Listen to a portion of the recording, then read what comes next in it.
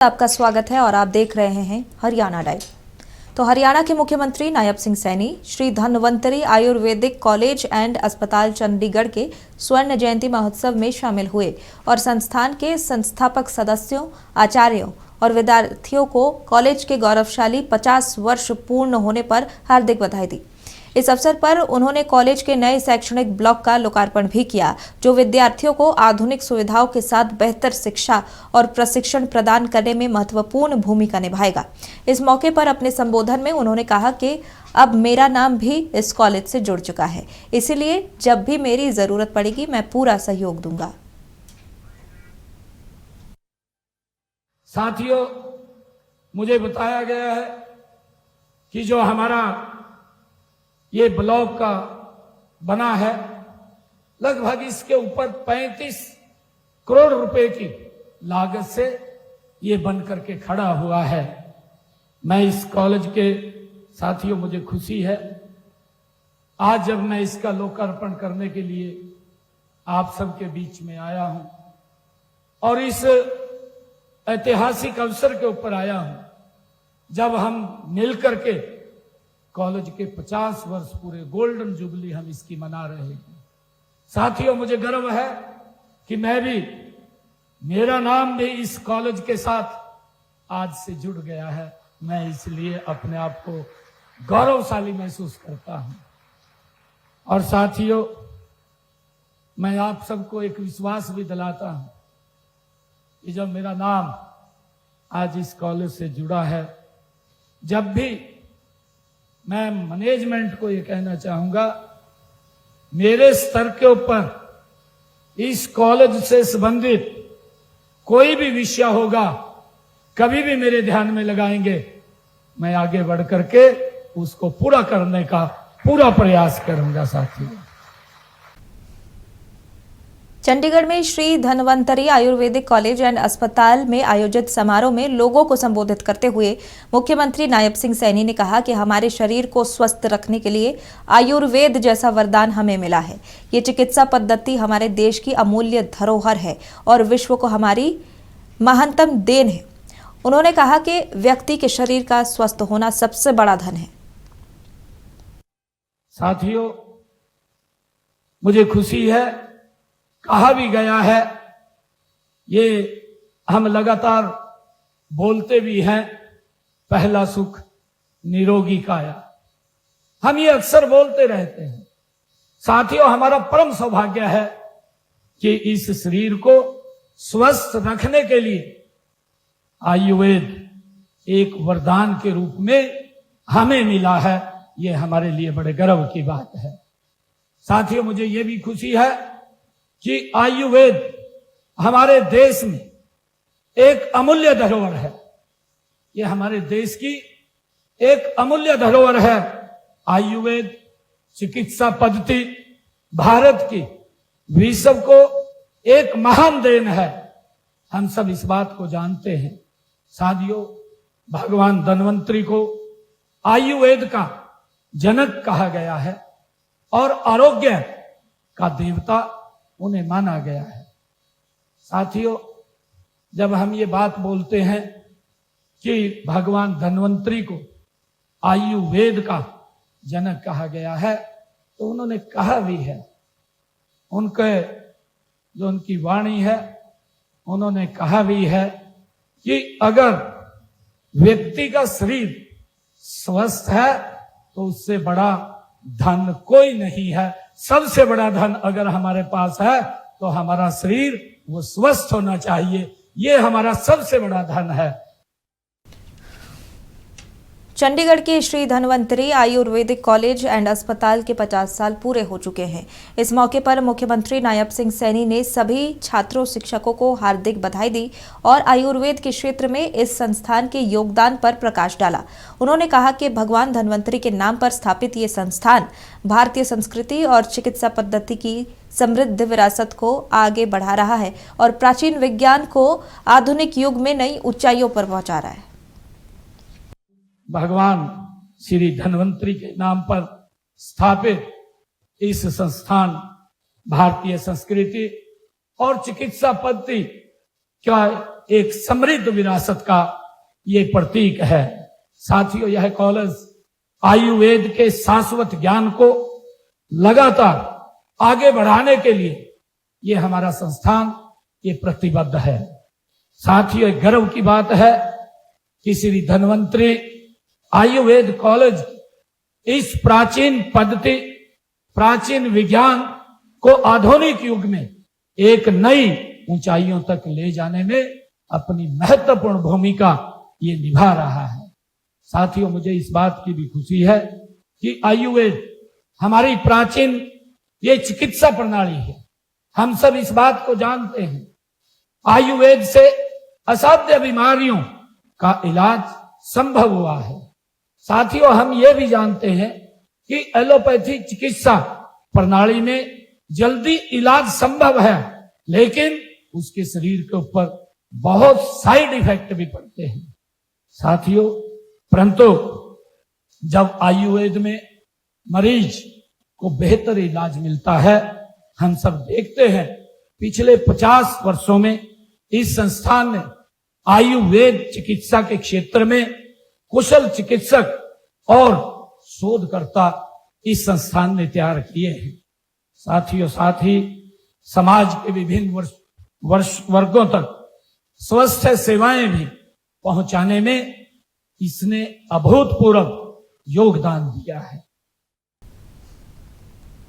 मुख्यमंत्री नायब सिंह सैनी ने भिवानी में आयोजित कार्यक्रम में तोशाम हलके के लिए स्वास्थ्य, सड़क और किसानों से संबंधित कई महत्वपूर्ण परियोजनाओं की घोषणा की। इस मौके पर उन्होंने कहा कि हम जो वादा करते हैं उसे पूरा भी करते हैं। विधानसभा चुनाव में हमने 217 संकल्प लिया था, जिनमें 60 संकल्पों को 1 साल में ही पूरा कर लिया और 157 संकल्पों का काम चल रहा है। उन्होंने कहा कि हम विकसित भारत के लक्ष्य की तरफ तेजी से बढ़ रहे हैं। कि आदरणीय नरेंद्र मोदी जी के नेतृत्व में हमारी सरकार हम जो कहते हैं उसे पूरा भी करते हैं। इसी का परिणाम है साथियों, पिछले विधानसभा चुनाव के अपने संकल्प जो 217 संकल्प हमने लिए थे, विधानसभा के चुनाव में लिए थे, उन 217 संकल्पों में से साथियों 60 संकल्पों को हमारी सरकार ने 1 वर्ष में पूरा किया है और 157 संकल्पों पर प्रगति से साथियों काम चल रहा है। साथियों, आज अगर हरियाणा विकास के नए कीर्तिमान स्थापित कर रहा है, इसके पीछे देश के यशस्वी प्रधानमंत्री आदरणीय नरेंद्र मोदी जी की दूरदर्शी, उनका मार्गदर्शन, विकसित भारत का संकल्प 2047 माननीय प्रधानमंत्री जी ने देशवासियों के सामने जो रखा है वह केवल एक लक्ष्य नहीं है बल्कि एक जन आंदोलन है। साथियों, यह ऐसा संकल्प है जिसने देश का हर नागरिक इसका भागीदार है। हम सब मिलकर विकसित हरियाणा के माध्यम से विकसित भारत के सपने को, संकल्प को साकार करने का हम आपके आशीर्वाद से गति से काम करेंगे। भिवानी में लोगों को संबोधित करते हुए सीएम नायब सिंह सैनी ने मोदी सरकार की तारीफ करते हुए कहा कि हमारी सरकार संकट में हमेशा भारतीयों के साथ खड़ी होती है। जब पूरी दुनिया में पेट्रोल गैस के दाम बढ़ रहे हैं, वैसे समय में पीएम मोदी ने एक्साइज ड्यूटी कम करने का फैसला किया ताकि हमारे देश के लोगों को कोई परेशानी न हो। युद्ध के समय भी उन्होंने विदेश में रह रहे भारतीयों को सुरक्षित वापस लाने का काम किया। साथियों, हमारी सरकार राष्ट्र प्रथम की नीति पर चलते हुए संकट में भारतीयों के साथ खड़ी हुई दिखाई देती है। साथियों, मैं देश के यशस्वी प्रधानमंत्री आदरणीय नरेंद्र मोदी जी का आभार व्यक्त करना चाहूंगा, जो उन्होंने इस वैश्विक आपदा के अंदर भी साथियों, जो पूरी दुनिया में पेट्रोल, डीजल और गैस के दाम बढ़ रहे हैं, उस समय के अंदर आदरणीय प्रधानमंत्री जी ने, जब पूरी दुनिया में इनके भाव ऊंचे हो रहे हैं, एक निर्णय लिया कि हम इसके ऊपर एक्साइज ड्यूटी कम करेंगे। साथियों, 10 रुपए पेट्रोल पे कम किया, डीजल पे 0 किया, ताकि मेरे देश के नागरिकों को इसके ऊपर वित्तीय भार ना पड़े, उनके ऊपर ज्यादा दबाव ना पड़े। उस दबाव को कम करने के लिए आदरणीय प्रधानमंत्री जी ने इसको कम किया है। साथियों, मैं कह रहा था कि जब कोई वैश्विक आपदा आती है, देश के यशस्वी प्रधानमंत्री आदरणीय नरेंद्र मोदी जी देश के लोगों के साथ खड़े हुए दिखाई देते हैं। चाहे कोरोना का कालखंड आया, आप सब ने देखा है, वो समय के अंदर जब वैक्सीन भी नहीं थी, दवाई भी नहीं थी, आदरणीय प्रधानमंत्री जी देश के लोगों के साथ खड़े थे और उन्होंने विश्व भर से जो देश के लोग हमारे वहां फंस गए थे, भारत लाने का काम नरेंद्र मोदी जी ने किया है। साथियों, चाहे अफगानिस्तान के अंदर वहां का जो युद्ध हुआ है, उस युद्ध के समय में भी आदरणीय प्रधानमंत्री जी ने भारतीयों को सुरक्षित भारत लाने का काम नरेंद्र मोदी जी ने किया है। और जब अब मिडिल ईस्ट के अंदर इतना बड़ा युद्ध चल रहा है, उस समय के अंदर भी भारतीयों को बाहर से लाने का काम सुरक्षित नरेंद्र मोदी जी कर रहे हैं। साथियों, हमें उनके ऊपर गर्व है। भिवानी में आयोजित कार्यक्रम में सीएम नायब सिंह सैनी ने विपक्ष और उसकी राजनीति पर भी सवाल खड़े किए। उन्होंने कहा कि मुझे इस बात का बहुत दुख होता है कि जब भारत के ऊपर वैश्विक संकट आ गया है, मिडिल ईस्ट के युद्ध से पूरा विश्व परेशान है, फिर भी कांग्रेस और विपक्ष के लोग इस आपदा में भी राजनीति ढूंढ रहे हैं। उन्होंने अपील करते हुए कहा कि आपदा की इस घड़ी में राजनीतिक रोटियां सेकना बंद करें और जनता के बीच भ्रम या झूठ फैलाने का काम न करें। मुझे दुख होता है, मुझे दुख इस बात का होता है, जब भारत के ऊपर वैश्विक संकट आ गया, हमारे विपक्ष के साथी, ये इंडी गठबंधन के लोग, ये कांग्रेस के लोग, ये बीमारी में भी राजनीति ढूंढ रहे हैं, आपदा में भी राजनीति ढूंढ रहे हैं। साथियों, सभी लोग जानते हैं, कोरोना के अंदर वैश्विक संकट आया और अब वैश्विक आपदा, ये मिडिल ईस्ट के अंदर जो युद्ध चल रहा है, ये भारत का नहीं, पूरा विश्व इससे डिस्टर्ब है। परंतु आदरणीय मोदी जी देश के लोगों के साथ खड़े हैं और विपक्ष की भूमिका आपके सामने है। किस प्रकार की भूमिका उनकी है।